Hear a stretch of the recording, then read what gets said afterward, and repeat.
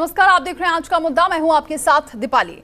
अर्थव्यवस्था के मोर्चे पर नरेंद्र मोदी की सरकार को लगातार झटके लग रहे हैं। जीडीपी 0 से 23.9% नीचे चली गई है, जो अब तक फिच रेटिंग ने भी इस वित्त वर्ष भारतीय अर्थव्यवस्था में 10.5% की भारी गिरावट का अनुमान लगाया है। ये आंकड़े एक और बात ये भी बताते हैं कि अर्थव्यवस्था को राहत देने के पैकेज के नाम पर जो लंबे चौड़े दावे किए गए थे, उसका जमीन पर कोई असर नहीं पड़ा है। दावा लुढ़कती अर्थव्यवस्था को ऊपर ले जाने का था, लेकिन ये पैकेज उसे डूबने से भी नहीं बचा सका। एक सोच ये भी है कि देश में वास्तविक जमीनी हालात उससे कहीं ज्यादा बुरे हैं जितने कि आंकड़ों में बताए गए हैं।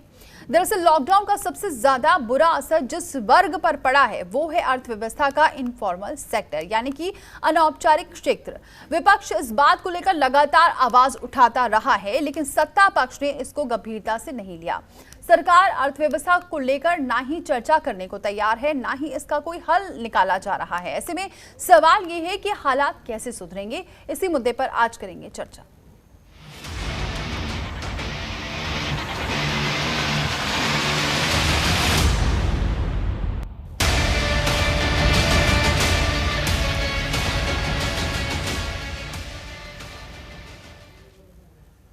तो चौपट होती अर्थव्यवस्था, बेरोजगारी, पब्लिक सेक्टर को बेचने का सिलसिला, आसमान छूती महंगाई। कहने की जरूरत नहीं है कि एक हताशा, निराशा का माहौल बना हुआ है। कुछ पढ़े लिखे लोग जैसे रघुराम राजन गाहे बगाहे सरकार को सलाह भी देते हैं, लेकिन शायद सरकार को वो सलाह समझ में नहीं आती कि वो आखिर करे भी तो क्या करे। देखिए रिपोर्ट, फिर करेंगे चर्चा।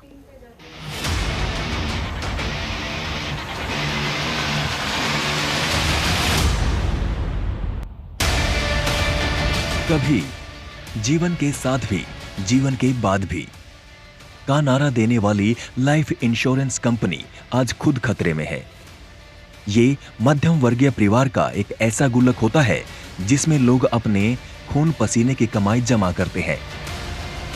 अब बेचारे LIC का 25% हिस्सा सरकार बेचने जा रही है। कांग्रेस नेता राहुल गांधी ने ट्वीट कर कहा है कि मोदी जी सरकारी कंपनी बेचो मुहिम चला रहे हैं। खुद की बनाई आर्थिक बेहाली की भरपाई के लिए देश की संपत्ति को थोड़ा थोड़ा करके बेचा जा रहा है। जनता के भविष्य और भरोसे को ताक पर रखकर LIC को बेचना मोदी सरकार का एक और शर्मनाक प्रयास है। सरकार सारी चीजें जो हमारे एसेट्स पिछले 50, 60, 70 साल में बने हैं, कंपनियां बड़ी बड़ी बनी हैं, उनको अगर बेच देंगे तो सरकार के पास किसी मौके पे जब कभी एक बड़ी आपदा पड़ेगी या कोई जरूरत पड़ेगी तो उनके पास कोई एसेट नहीं बच जाएगा, कोई रिसोर्स नहीं बचेगा, कोई सोर्स नहीं बचेगा। वो सिर्फ इस प्राइवेटाइजेशन के नाम पे उसको बेच दे रहे हैं। प्राइवेटाइजेशन से फायदा किसका हो रहा है? पिछले दिनों वित्त मंत्री निर्मला सीतारमण ने कहा था कि सरकार करीब 23 पब्लिक सेक्टर की कंपनियों का निजीकरण करने की तैयारी कर रही है, जिससे पहले ही कैबिनेट की मंजूरी मिल चुकी है। हाल के एक RTI के मुताबिक इन कंपनियों के नाम पता चले हैं, जिनमें Air India, Bharat petroleum, Bharat earth movers limited जैसी कंपनियां हैं। इतना ही नहीं, अब बहुत सी कंपनियां लोगों को नौकरी से भी हटा रही हैं। बेरोजगारी दिन ब दिन बढ़ती जा रही है। कभी बेरोजगारी के मुद्दे पर मोदी जी खुद कांग्रेस को घेरा करते थे, जबकि उन दिनों बेरोजगारी इस कदर नहीं थी जो आज है। देश के नौजवान रोजगार के लिए लालायित हैं। दिल्ली की सरकार रोजगार देने में विफल गई है। उन्होंने कहा था कि दिल्ली में हमारी सरकार बनेगी तो हम 1 करोड़ नौजवानों को रोजगार देंगे। क्या ये झूठे वादे करने वालों पर भरोसा कर सकते हैं? उनकी झूठी बातों पे भरोसा कर सकते हैं? नौजवानों का भविष्य न हो, माताएं बहनें सुरक्षित न हो, किसान बेहाल हो। इधर रेटिंग एजेंसी फिच ने अनुमान लगाया है कि इस वित्त वर्ष यानी 2020 और 21 में भारतीय अर्थव्यवस्था में 10.5% की गिरावट आ सकती है, यानी GDP ग्रोथ -10.5% हो सकती है। गौरतलब है कि कोरोना संकट की वजह से देश की जून तिमाही में GDP में 23.9% गिरावट आई है। इन सब मुद्दों पर कांग्रेस नेता राहुल गांधी अगर आवाज उठाते हैं तो सत्ताधारी दल इन सब बातों को बकवास भी कह देता है। अब नोटबंदी का रोना रोते रोते जनता ने इनकी वोटबंदी कर दी। अभी तक तो नोटबंदी वोट दो हमें नोटबंदी पे मांग रहे थे और जनता ने इनकी जो है वोटबंदी हो गई। अब पहले तो वोटबंदी हुई, अब इनके नेताओं ने अब इन्हीं की पार्टी की नाकेबंदी शुरू कर दी है। तो पहले ये ठीक करें अपना दिमाग। जब तक ये खुले दिमाग से इस देश के हालात को, इस देश की ज़मीन को, इस देश के नेतृत्व के बारे में समझ नहीं रखेंगे, तब तक इसी तरह की बकवास मंडली की जो है वो बकवास बहादुरी चलती रहेगी। बहरहाल देश की गिरती अर्थव्यवस्था को लेकर रिजर्व बैंक के पूर्व गवर्नर रघुराम राजन अपने लिंक्डइन पेज पर एक पोस्ट में लिखा है, यदि आप अर्थव्यवस्था को एक मरीज की तरह देखें, उसे लगातार इलाज की जरूरत है। राहत पैकेज के बिना लोग खाना छोड़ देंगे, वे बच्चों को स्कूल से निकाल देंगे और उन्हें काम करने या भीख मांगने के लिए भेज देंगे। कर्ज लेने के लिए अपना सोना गिरवी रख देंगे। ईएमआई और मकान का किराया बढ़ता जाएगा। इसी तरह राहत के अभाव में छोटी और मझोली कंपनियां अपने कर्मचारियों को वेतन नहीं दे पाएंगी। उनका कर्ज बढ़ता जाएगा और अंत में वो बंद हो जाएंगी। इस तरह जब तक वायरस पर काबू होगा तब तक इकोनॉमी बर्बाद हो जाएगी। ब्यूरो रिपोर्ट, जनतंत्र टीवी। तो ऐसे में सवाल यही है कि क्या हम इन सलाहों पर ध्यान देंगे? उन्हीं सब बातों को लेकर आज का मुद्दा है जिस पर हमारे सवाल ये हैं। बहस शुरू करते हैं, लेकिन सवाल ये है कि बद से बदतर होती अर्थव्यवस्था के लिए कौन है जिम्मेदार? क्योंकि बार बार सचेत किया जा रहा था, उसके बावजूद हालात ये हैं। दूसरा सवाल ये कि कब तक चलेगा कोरोना का बहाना? सवाल ये भी उठ रहा है कि क्या राहत पैकेज की राशि अब बढ़ानी चाहिए? सवाल ये भी कि अर्थव्यवस्था पर विपक्ष के साथ सरकार कब करेगी संवाद? सवाल ये भी कि पीएसयू के निजीकरण और बेचने से क्या मजबूत होगी इकोनॉमी? और चलिए इसी पर हमारे साथ एक बड़ा पैनल जुड़ चुका है और इसी पर हम चर्चा करते हैं और शुरुआत करते हैं। हमारे साथ राजीव जेटली जी जुड़ चुके हैं, प्रवक्ता बीजेपी के हैं। बहुत स्वागत है राजीव जी हमारे साथ जुड़ने के लिए।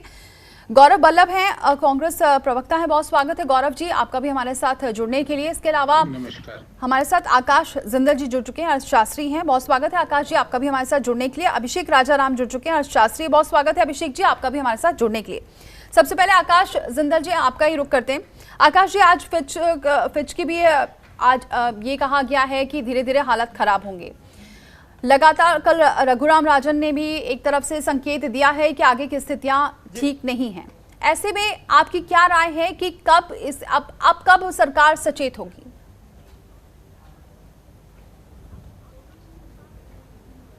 देखिए, अभी का डेटा हम सब जानते हैं।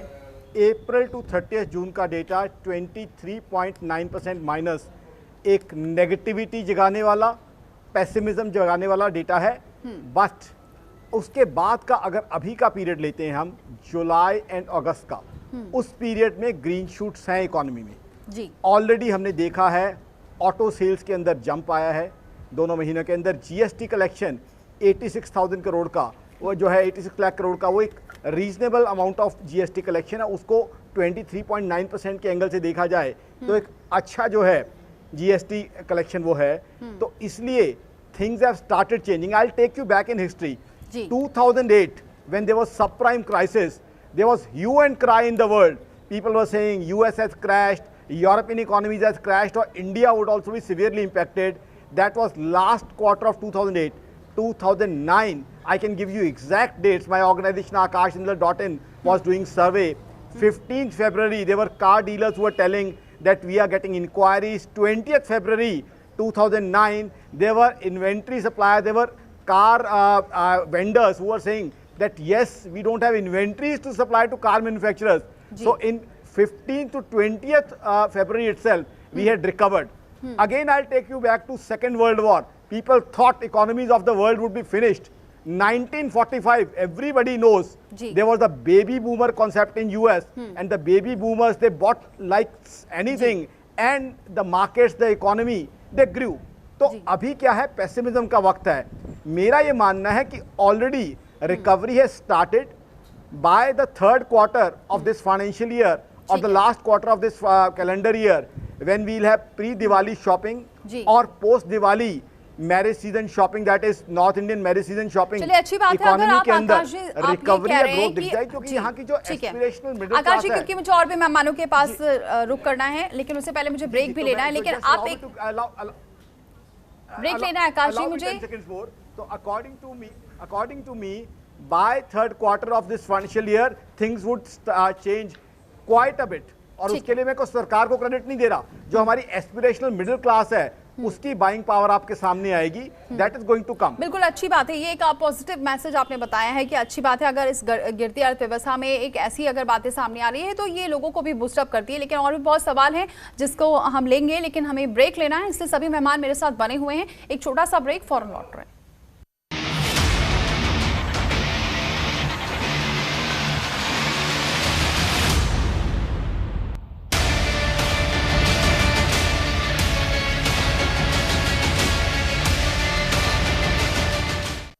ब्रेक के बाद स्वागत है आपका। आप सीधे गौरव जी का रुख करते हैं, क्योंकि गौरव जी प्रोफेसर हैं, एक बहुत अच्छी समझ भी रखते हैं इकोनॉमी को लेकर। तो क्या वो इत्तेफाक रखते हैं जिंदल जी की बात का? गौरव जी देखिए दीपाली जी, सबसे पहले तो आप सभी लोगों को धन्यवाद कि आप ऐसे मुद्दे पे चर्चा कर रही हो जिसका सरोकार, जिसका प्रभाव हम सबके जीवन पर पड़ता है। आपने 2-3 सवाल पूछे, एक एक सवाल का एक एक लाइन में उत्तर दूंगा।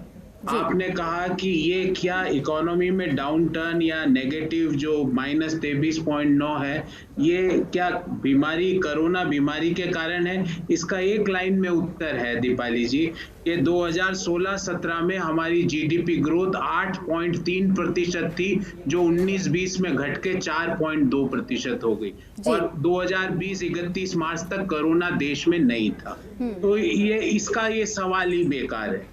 दूसरी आपने सवाल पूछा कि अब ऐसा क्या हो रहा है। देखिए, मार्केट में डिमांड है नहीं, आपने लोगों के हाथ में कैश दिया नहीं, 20 लाख करोड़ का जो पैकेज है वो जमीन पर कुछ भी प्रभाव नहीं डाल पाया। दुनिया के बड़े रेटिंग एजेंसीज ने 20 लाख करोड़ के सच को 1,40,000 करोड़ से 2 लाख करोड़ के बीच माना, बाकी झूठ और फरेब माना। ये मैं नहीं कह रहा, बड़ी रेटिंग एजेंसीज कह रही है। अब उसके बाद आज स्टेट बैंक ऑफ इंडिया हो या फिच रेटिंग हो या और भी गोल्डमैन सैक्स हो, सब अपने फाइनेंशियल ईयर 21 की रेटिंग को रिवाइज कर रहे हैं। और जीडीपी ग्रोथ को, स्टेट बैंक ऑफ इंडिया को पहले लगता था 6.8% की कमी होगी, आज वो कह रहा है 10.9% होगी। 2 महीने में रिवाइज हो रहा है ये चीज, क्योंकि सरकार इकोनॉमी के सामने सरेंडर होके बैठी है। बिल्कुल। राजीव जी इसका जवाब देंगे। राजीव जी, क्या वाकई सरेंडर हो गई है सरकार? इस पर कुछ भी बोलने के लिए तैयार नहीं है, ये बहुत बड़ी शिकायत है सरकार से। देखिए, इस देश की जनता के लिए तो कोरोना एक महामारी हो सकती है, लेकिन मुझे लगता है कुछ लोगों के लिए राजनीतिक उत्सव भी है। उत्सव मनाया जा रहा है कि ये कोरोना की महामारी अगर इस तरीके से चलती रही तो कहीं ना कहीं हमारा राजनीतिक सर्वाइवल हो जाएगा, क्योंकि हर तरीके से विफल हो चुके थे। सभी प्रयास किए कि किसी भी तरीके से हमें पॉलिटिकल ऑक्सीजन मिल जाए, जो नहीं मिल पा रही थी। अभी देखिए, आजकल राहुल गांधी जी का नाम बार बार आपने कोट किया, केवल ट्वीट से अपनी राजनीति चला रहे हैं, केवल एक वीडियो जारी करके अपनी राजनीति चला रहे हैं, और बार बार कहीं ना कहीं वो इस बात को उठाते हैं कि हमारी अर्थव्यवस्था कहां जा रही है। बार बार इस बात को उठाया जाता है और आंकड़े भी रखे जाते हैं। रोज आप देखेंगे कोई ना कोई ट्वीट किसी न किसी माध्यम से आता है। थोड़ी देर पहले ही आपके पैनल के ऊपर जो मैं बात बोलने वाला था वो अभी किसी ने बोली। उन्होंने कहा कि हमारी ऑटोमोबाइल सेक्टर उठ रहा है। उठ रहा है का मतलब जितना पिछले साल अगस्त में हमारी सेल हुई थी ऑटोमोबाइल में, उससे ज्यादा सेल इस पेंडेमिक के बावजूद इस साल होनी शुरू हो गई है। चाहे वो 4 व्हीलर की बात करें, चाहे वो 2 व्हीलर की बात करें, तो दोनों की सेल उठनी शुरू हो गई है। ठीक है, एक महामारी थी, उसमें केवल भारत, लेकिन ना स्थिति तो राजीव जी पहले से ही बेकार थी ना। ये हर चीज को कोरोना से क्यों जोड़ दिया जा रहा है? राजीव जी, सवाल ये है कि हर चीज को कोरोना से क्यों जोड़ दिया जा रहा है, क्योंकि ये हालात बेरोजगारी के पहले से थे। हाँ, बता रहा हूं मैं। आप कोरोना खत्म कर दीजिए, आप विश्वास कीजिए, जो राजनीतिक उत्सव है वो उसी दिन खत्म हो जाएगा। ये पेंडेमिक खत्म होते ही पॉलिटिकल फेस्टिवल खत्म हो जाएगा। वो जो आज उत्साह है घर ठीक में है। आसानी से राजनीति की जा सकती है। घर के अंदर बैठ के बेडरूम से, टॉयलेट से ब्रश करते हुए ट्वीट ठीक करके, है अभिषेक जी, आऊंगी और मैं पूरे आपके पास, देश एक के मिनट अंदर जवाब ले लेते हैं। गौरव जी, उसके ऊपर चर्चा की जा सकती है। गौरव जी तब दीजिए आपको जवाब। सड़क पे उतरना पड़ता है, तब आपको सड़क पे उतरना पड़ता है और सड़क पर राजनीति करनी पड़ती है, और सड़क की राजनीति का जवाब देश की जनता देती है, और देश की जनता ने एक बार नहीं 2 बार जवाब दिया। जी। और हाँ, मैंने आपसे दीपाली जी। कहा जी, ये जी, बोलिए। फेस्टिवल, ये जब अभी गरीब बंद होंगे व्यक्ति, जब गरीब दीपाली जी, व्यक्ति मैं तो ऐसे सड़क पर बीच में चल किसी रहा के था। बोलता नहीं हूँ। मैं तो किसी के बीच में बोलता नहीं हूँ दीपाली जी। हाँ। एक सज्जन हमारे दोस्त हैं, वो बोल रहे हैं उत्सव। इनको मैं पूछना चाहता हूँ, 2 करोड़ 10 लाख लोगों ने, मध्यम आय वर्गीय सैलरीड क्लास लोगों ने अपनी पक्की नौकरी गंवाई, आपको वो उत्सव लगता है क्या? थोड़ी शर्म तो करो कुछ बोलने से पहले।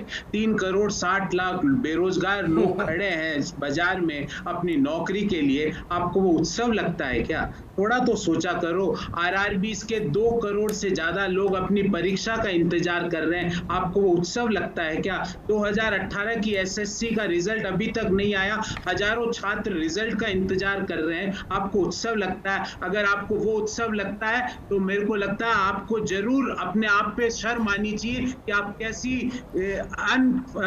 गलत बातें टीवी चैनल पे बैठ के करते हो। फिर ऑटो सेक्टर की बात करी, ऑटो सेक्टर का भी जवाब दे देता हूं, गलत बोलूं तो आप बताइएगा।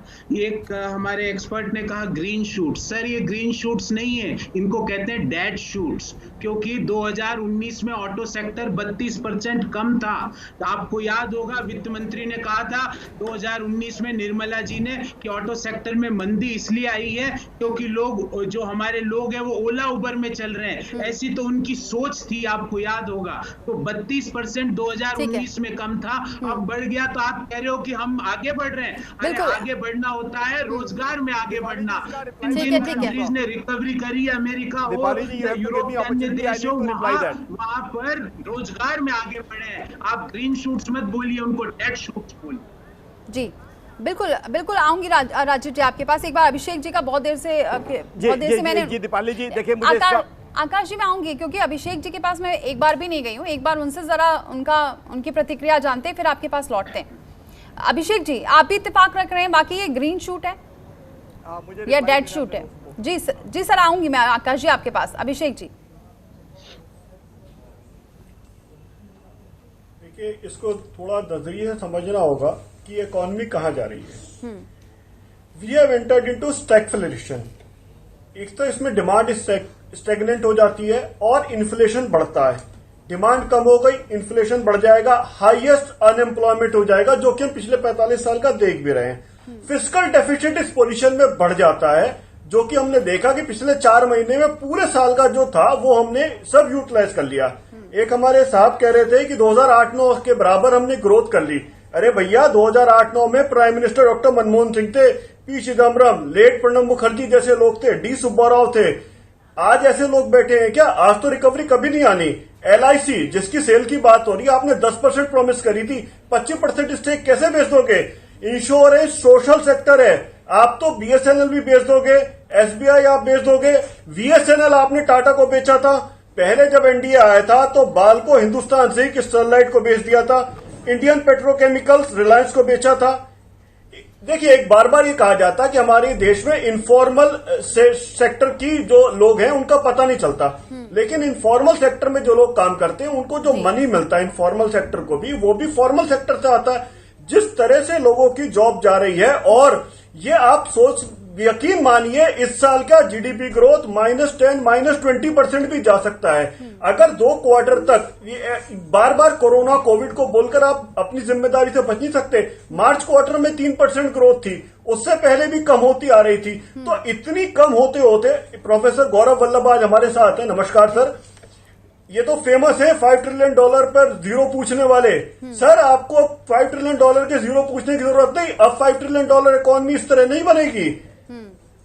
ठीक है आकाश जी, आकाश जी क्या कोई ग्रीन शू नहीं है, कुछ नहीं है। जब आप देखिए हमारे देश के, ठीक है आकाश जी, क्योंकि सबके पास हालत बहुत second highest corona Covid cases हो गए। हाँ, मुझे ठीक है आकाश मुझे जवाब, जी बोलिए आकाश, जवाब देने का मौका दीजिए। मुझे जवाब देने का मौका दीजिए। जी हाँ, मेरे दोस्त गौरव वल्लभ ने जो बात कही है मैं उसका जवाब देना चाहूंगा। गौरव और मैं कई डिबेट्स में एक साथ रहे हुए हैं, he is a good friend. देखिए ग्रीन शूट्स मैं किस बेस पे कह रहा हूँ, ऑलरेडी हमने जो अप्रैल टू जून का डेटा है उसके मुकाबले there is a sizeable growth, और इस डेटा को कोई भी नकार नहीं सकता है। दूसरा, अभी एक और व्यक्ति कह रहे थे कि 2008-9 से कंपेयर ना करो, मैं जो बात कह रहा था, people have missed it, not properly understood it. जो 2009 में रिकवरी आई थी वो रिकवरी ऑटोमोबाइल से स्टार्ट हुई थी। 2009 को रिविजिट करें, that time it was started by automobiles. मेरे को बीजेपी और कांग्रेस दोनों पे बराबर रिस्पेक्ट है। डॉक्टर मनमोहन सिंह बहुत अच्छे इकोनॉमिस्ट हैं and I have high respect for doctor Manmohan Singh. तो ऐसा नहीं है, मैं तो एक इकोनॉमिस्ट हूं। मेरी ऑर्गेनाइजेशन akashjindal.in को सिर्फ ये देखना है कि देश की तरक्की, देश की ग्रोथ कैसे होती है, उसमें कांग्रेस को क्रेडिट मिले, बीजेपी को क्रेडिट मिले, बहुत अच्छी बात है। कांग्रेस की तरफ से बहुत अच्छे कंट्रीब्यूशन रहे हैं इंडियन इकोनॉमी में। डॉक्टर मनमोहन सिंह थे जो लिबरलाइजेशन लाए थे, I have got high respect for him. तो आज की तारीख में अगर ग्रीन शूट्स दिख रहे हैं वो सबके लिए अच्छा है। अगर बीजेपी सेंटर में है तो कांग्रेस स्टेट्स में है, तो we shouldn't ignore the green shoots. जो तो डेटा है जीएसटी कलेक्शन का डेटा आ रहा है, इकोनॉमी के अंदर रिवाइवल आ रहा है, माना नहीं जा रहा, क्योंकि गौरव जी भी कह रहे हैं और अभिषेक जी भी कह रहे हैं। जी तो ठीक है, चलिए इस पर आगे चर्चा करेंगे। रोको नहीं, वो कह रहे हैं, लेकिन आप मेरी स्पीच का जवाब तो एक लाइन बोल दूं मैं आपको 2009 में ले गया हूं, 1945 में ले गया हूं। सेकेंड वर्ल्ड वॉर के बाद जब बेबी बूमर कॉन्सेप्ट आया था तो स्टार्टिंग ऑटोमोबाइल से हुई थी, तो ऑटोमोबाइल में ग्रोथ है। बिल्कुल बिल्कुल बिल्कुल। अभिषेक जी जल्दी से एक लाइन बोलिए, मुझे ब्रेक लेना है। चाहे कोई लैंप मैन्युफैक्चरर हो, चाहे सीट मैन्युफैक्चरर हो, चाहे कोई क्वार्टर 1 2019-20 में sale of commercial vehicle was down by 9.5% and in this quarter first 85% commercial vehicle की सेल डाउन हुई है। इसमें कौन से ग्रीन शूट्स आ गए? चलिए ठीक है, उसमें ठीक है, आगे चर्चा करेंगे। बने रहिए आकाश जी हमारे साथ, सभी मेहमान हमारे साथ बने हुए हैं। यहाँ पर एक और ब्रेक ले रहे हैं, फौरन लौटते हैं।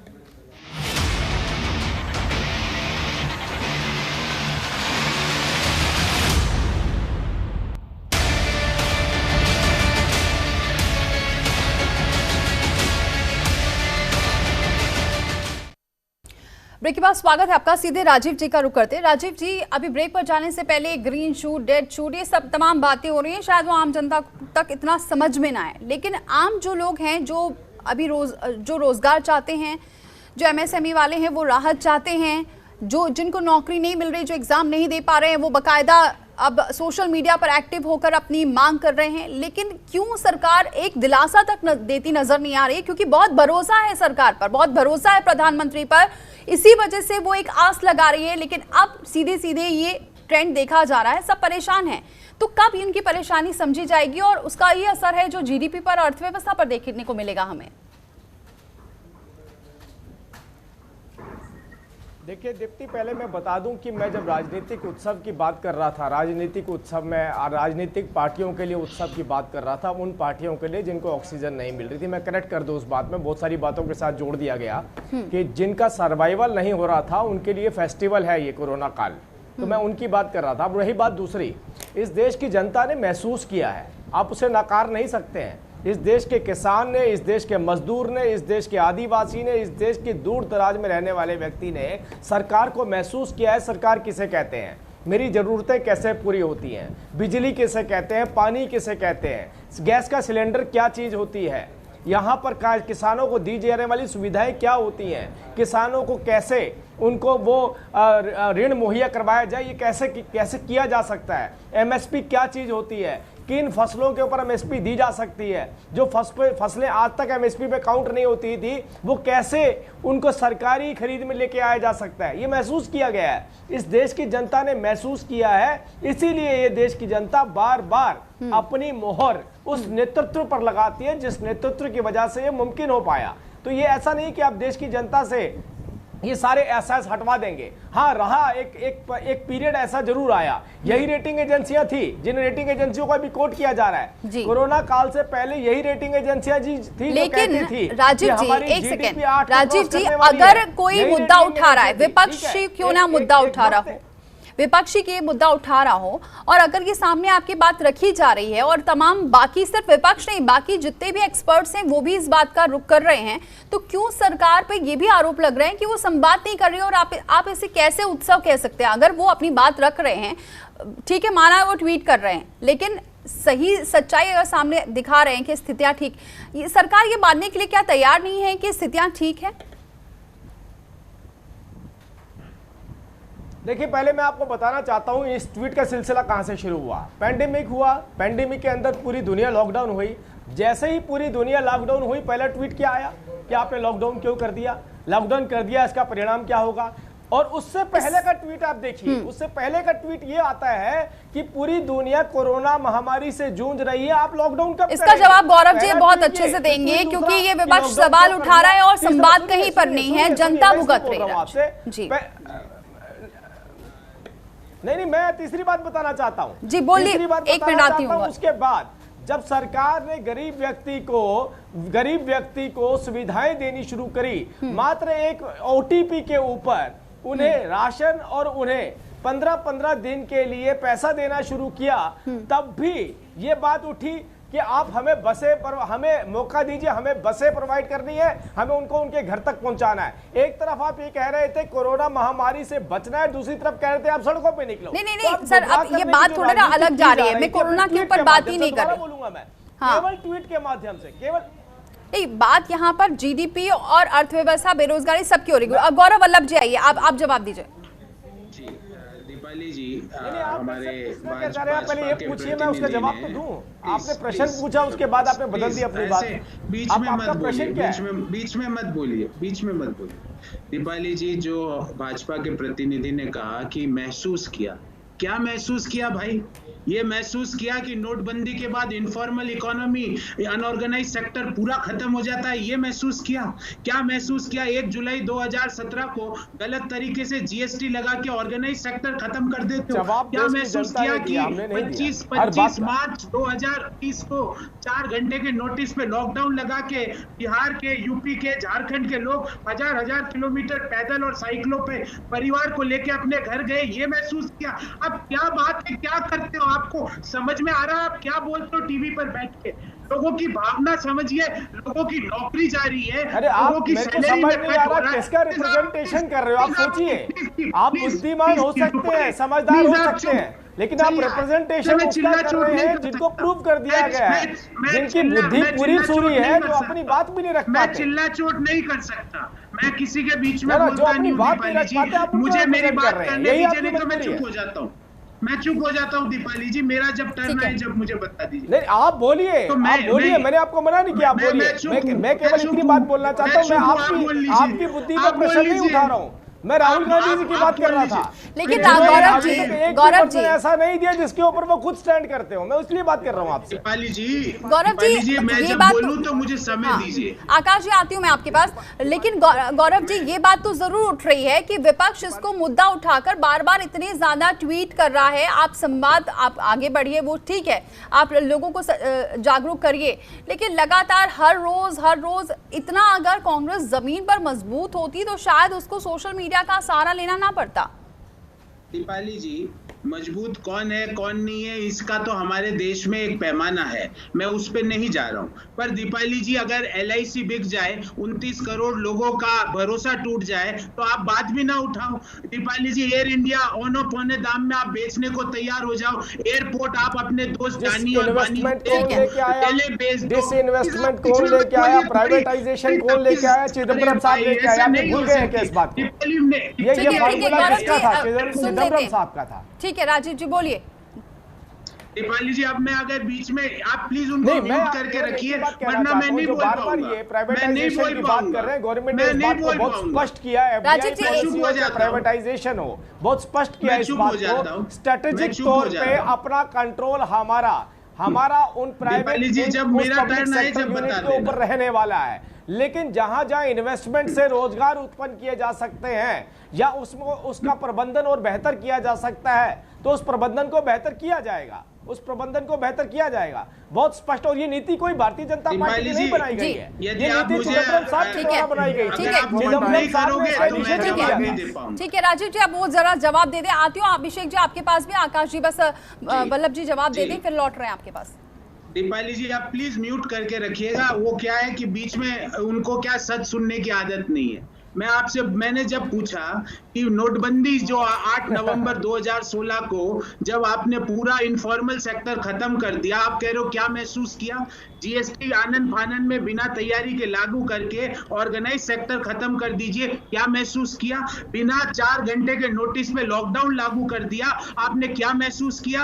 आप औने पौने दान पे बीएसएनएल हो, बीपीसीएल हो, रेलवे हो, हवाई अड्डे हो, अपने दोस्तों को बेचते जा रहे हो, एलआईसी बेचते जा रहे हो। और मेरा सवाल है दीपाली जी, ये जितने ये बैठे हैं इनसे मेरा जेटली जी से सवाल है, एलआईसी बात करते हो आपको केवल बोलने के लिए बोल रहे हो, हवाई अड्डे बेचते जा रहे हो, रेलवे बेचते जा रहे हो, किसने बेचा? किसने बेचा और कब बेचा? हवाई अड्डा कौन सा बेच दिया, कौन सा रेलवे स्टेशन बेच दिया? थोड़ा तमीज रखो भैया, देखिए बोलने के लिए मत बोलिए, बोलने के लिए ठीक है बल्लभ जी को पूरी बात करने दीजिए। राजीव जी फिर आप अपनी बात रखिएगा। अथॉरिटी बेचने की बात नहीं हुई, रेलवे बेचने की बात नहीं हुई। हाँ, रेल के ऊपर कोई अच्छी ट्रेनें चलाई जाए तो इससे किसको आपत्ति हो सकती है? मैं आपको कह रहा हूँ आप म्यूट करेंगे तो मैं नहीं बोलूंगा, जब तक आप म्यूट नहीं करेंगे मैं नहीं बोलूंगा। इनसे झूठ बुलवाइए, मुझे म्यूट करवाइए और इनको झूठ बुलवाइए, बोलते रहे झूठ ये नहीं। चलिए अभिषेक जी का रुख कर लेते हैं। अभिषेक जी आप अपनी बात रखिए, फिर आकाश जी आती हूँ मैं आपके पास। क्या ये नहीं हो रहा है कि यहाँ पर ये जो वल्लभ जी कह रहे हैं, क्योंकि बीजेपी इसे मान नहीं रही, वल्लभ जी अपनी बात कह रहे हैं और सब ये कह रहे हैं कि सब राजनीति कर रहे हैं? देखिए हालात इस तरह के हो गए हैं कि सारे इकोनॉमिस्ट एक साइड हो गए हैं और बीजेपी के जो इन हाउस सलाहकार हैं, जो इन हाउस गाइड करने वाले, वो एक साइड खड़े हो गए। आप इस साल का बजट देखिए, जिस दिन बजट से पहले जब मीटिंग भी थी तो सारे इकोनॉमिस्ट इंडिया के इकट्ठे हुए, वो विज्ञान भवन में उनसे मिल रहे थे, प्राइम मिनिस्टर साहब, होम मिनिस्टर साहब, पीयूष गोयल जी, जेपी नड्डा जी। लेकिन हमारी जो फाइनेंस मिनिस्टर और जो स्टेट फाइनेंस मिनिस्टर हैं अनुराग ठाकुर जी, वो भाजपा कार्यालय में बीजेपी के पदाधिकारियों से सलाह ले रहे थे। तो बताइए फाइनेंस बजट बना कौन रहा था? निर्मला सीतारमण, अनुराग ठाकुर, टेक्निकली तो वही बना रहे थे ना। तो इकोनॉमिस्ट से उन्हें मिलना चाहिए था, सजेशन उन्हें सुनने चाहिए थे। लेकिन यहां पर तो वो इकोनॉमिस्ट की सुनना ही नहीं चाह रहे। 5 जुलाई 2019 को जो बजट था, बजट स्पीच में मैडम ने खुद बोला कि मैं 1 दशक के लिए बजट बना रही हूं, 10 साल के लिए बजट है। और 10 हफ्ते नहीं चला, 3-4 दिन बाद ही पहला बेल आउट पैकेज देने आना पड़ा। लोक लुभावनी बातें इतनी ज्यादा कर देते। इस बजट में जो फरवरी में आया, उन्होंने कहा साहब मैं किसानों को ट्रेन दे दूंगी, हवाई जहाज दे दूंगी। लेकिन हो क्या रहा, किसान सुसाइड तो आज भी कर रहा है। लोन का मारा तो आज भी है। बिल्कुल आकाश जी, क्या दूसरे पैकेज की अब जरूरत है? वो एक्चुअली 1 से 2% का पैकेज है। आकाश जी, क्या आप दूसरे पैकेज को लाने की जरूरत है? पैकेज के लेकर रियल पैकेज है, ये फर्जी पैकेज 20 लाख करोड़ का नहीं चलेगा। ठीक है आकाश जी, सरकार डिफॉल्टर हो गई है, जीएसटी पेमेंट स्टेट का कर नहीं रही है। ठीक है, देखिए ये गलत बात है। अब क्वेश्चन मुझसे पूछा गया है, जवाब आप दे रहे हैं। आकाश जी थोड़ा धैर्य रखना होता है, क्योंकि ये डिबेट होती है आकाश जी, क्योंकि सबके पास जाना होता है, उसमें कोई अपनी बात पूरी रखता है। क्योंकि मैं आपकी बात भी सुन रही हूँ, इसलिए थोड़ा सा धैर्य रखिए। हाँ, अब आप बोलिए आकाश जी। नहीं मैं ये कह रहा हूँ, स्पीक ओवर मत कीजिए। हाँ तो ठीक है। तो देखिए, सबसे पहली बात, इकोनॉमी के लिए एफर्ट्स किए गए हैं, इकोनॉमी के लिए एफर्ट्स किए जा रहे हैं। अब मैंने प्रार्थना की है कि कोई स्पीक ओवर नहीं किएगा, नहीं स्पीक ओवर नहीं करेगा कोई ऊपर। देखिए ये गलत बात होगी, मैं किसी के बीच में नहीं बोला, please don't speak over me. देखिए इकोनॉमी के लिए एफर्ट्स किए गए हैं। जो 20 लाख करोड़ का पैकेज है, उसके बारे में अभी तक बातचीत नहीं, उसमें लिक्विडिटी डेफिनेटली इकोनॉमी में इन्फ्यूज की गई है। उसके बाद जो 2 बड़ी चीजें इग्नोर करी जा रही हैं, जो मोदी जी के जो 2 स्लोगन है, जो मेरे हिसाब से आज बहुत प्रैक्टिकल हैं। I salute our prime minister for these 2 slogans. पहले बीइंग वोकल फॉर लोकल, दूसरा आत्मनिर्भर भारत। आज चाइना की जो हालत है, चाइना को ग्लोबली कोई नहीं पसंद कर रहा, तो ऐसे में इंडिया के पास अपॉर्चुनिटी है मैन्युफैक्चरिंग जायंट बनने की। तो we are in a position to woo global investment. There are many global players who want to shift out of China and we can attract them to India. उनको India में हम ला सकते हैं और India में बड़ी मैन्युफैक्चरिंग खड़ी कर सकते हैं। उससे जॉब जनरेट होंगी। ना सिर्फ बीजेपी, ना सिर्फ कांग्रेस। बात यहाँ कांग्रेस वर्सेस बीजेपी नहीं है, बात मेरे देश की है, मेरे हिंदुस्तान की है। तो मुझे कोई फर्क नहीं पड़ता कि कौन सी पार्टी को क्रेडिट मिलता है, बट जो मोदी साहब ने बातें कही हैं वो प्रैक्टिकल हैं, और प्रैक्टिकली अगर उनको हम मटेरियलाइज करते हैं तो कांग्रेस की स्टेट्स में भी आएगी एम्प्लॉयमेंट, तो पंजाब में भी आएगी, राजस्थान में भी आएगी, और उससे हमें खुशी होगी।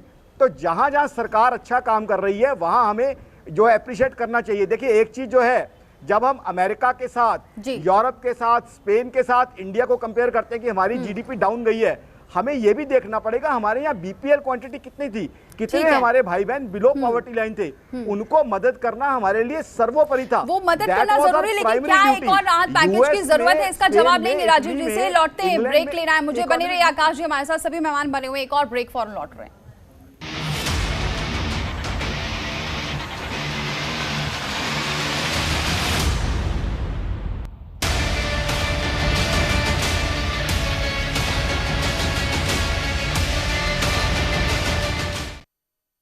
और सीधे रुक करते राजीव जी का। राजीव जी, क्या लगता है कि अब सरकार को एक और पैकेज देना चाहिए, क्योंकि जो पिछला पैकेज दिया गया है उससे बहुत ज्यादा राहत नहीं मिलती नजर आई है, ऐसा कुछ लोगों का भी कहना है, कुछ सेक्टर्स का भी कहना है।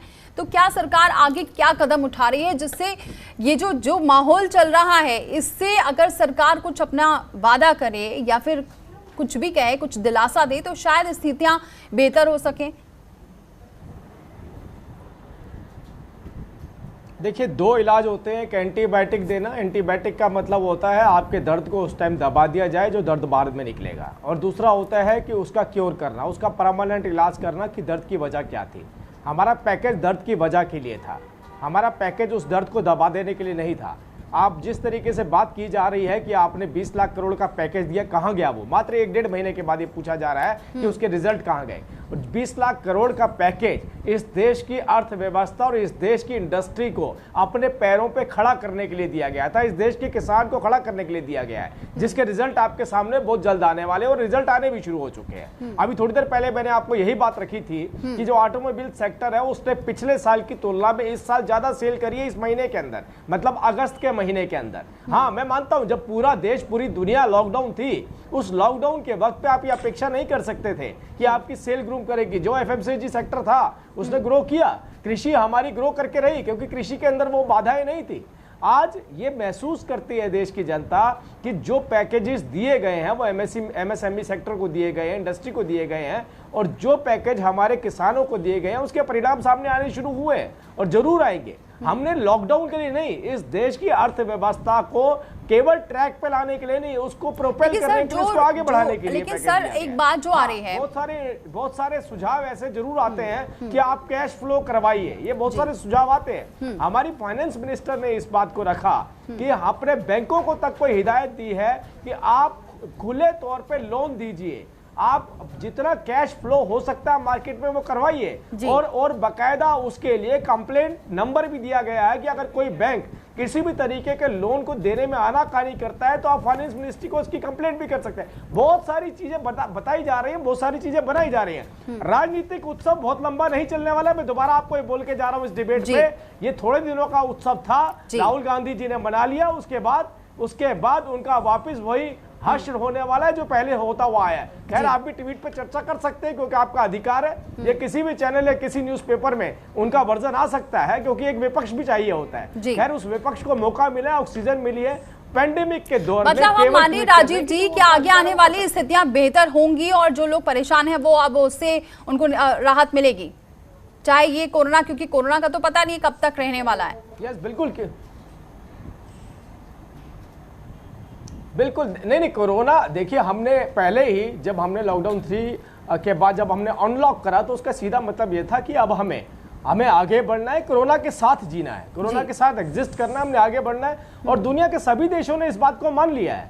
देखिए, चुनौती थी, इस बात से कौन मुंह मोड़ सकता है। जो ये कहते हैं कि लॉकडाउन क्यों किया, वो क्यों नहीं निकले अपने घरों से बाहर, क्यों वो घरों में बाथरूम में बैठ कर ट्वीट करते थे, क्यों नहीं है वो सड़कों के ऊपर? नहीं है, क्योंकि आसान सहूलत की राजनीति करनी थी और वो करते चले जा रहे हैं। और हमने सड़कों पर उन समस्याओं से उलझना था जिन समस्याओं की अपेक्षा नहीं की गई थी। ये इस तरीके की महामारी मुझे लगता नहीं है किसी की। चलिए ठीक है, अगर आप ये दिलासा दिला रहे हैं तो अच्छी बात है, आगे माने हमारी याददाश्त में नहीं।